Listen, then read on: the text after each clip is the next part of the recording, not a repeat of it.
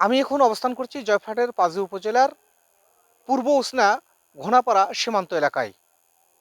এখানেই 281 নম্বরের মেইন পিলারের 47, 48 এবং 49 নম্বর সাব পিলার এলাকায় বিএসএফ আন্তর্জাতিক নিয়ম ভঙ্গ করে কাঁটাতারের বেড়া দেওয়ার চেষ্টা করে আজকে সকাল 10টায়। এর আগে বিএসএফ একইভাবে সর্বপ্রথম 2024 সালের সেপ্টেম্বর মাসে তারা বেড়া দেওয়ার চেষ্টা করে, তখন বিজিবির দায়িত্বরতরা তাদেরকে বাধা দেয় এবং প্রথম দিকেই তারা সরে গিয়েছিল। কিন্তু এরপর আবারও গত বছর জানুয়ারি এবং ডিসেম্বর মাসে একইভাবে তারা নিয়ম ভঙ্গ করে বেড়া দেওয়ার চেষ্টা করলে আবারও বিজিবি বিএসএফ পতাকা বৈঠকের মাধ্যমে একটি সমাধানের দিকে এগিয়ে আসে এবং সর্বশেষ বেশ কিছুদিন এলাকাবাসী মোটামুটি শান্তভাবেই ছিলেন। কিন্তু আজকে হঠাৎ করে সকাল 10টার দিকে বিএসএফ এর সদস্যরা আবারও আন্তর্জাতিক আইন অমান্য করে তারা এই 281 নম্বর মেইন পিলার অর্থাৎ 47, 48, 49 সাব পিলার এলাকায় তারা এই বেড়া দেওয়ার চেষ্টা করে আজকে সকাল 10টায়। বারবার এই ঘটনায়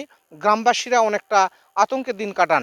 গ্রামবাসীরা বলছেন যে বিএসএফ সদস্যরা জোর করে বেড়া দেওয়ার চেষ্টা করে, বিজিবি এগিয়ে যায়, আমরাও এগিয়ে যাই, তবে শান্তি পতাকা বৈঠকের মাধ্যমে একটি সমাধান হয় অস্থায়ী ভাবে, তবে তারা স্থায়ীভাবে এই সমাধানটি চান। এক্ষেত্রে তারা সরকারের কিংবা বিজিবির ঊর্ধ্বতন কর্তৃপক্ষের আশু হস্তক্ষেপ কামনা করেছেন। বলা যায় সর্বশেষ বিজিবি বিএসএফের যে বেড়া দেওয়াকে ঘটনা, এই ছিল সর্বশেষ।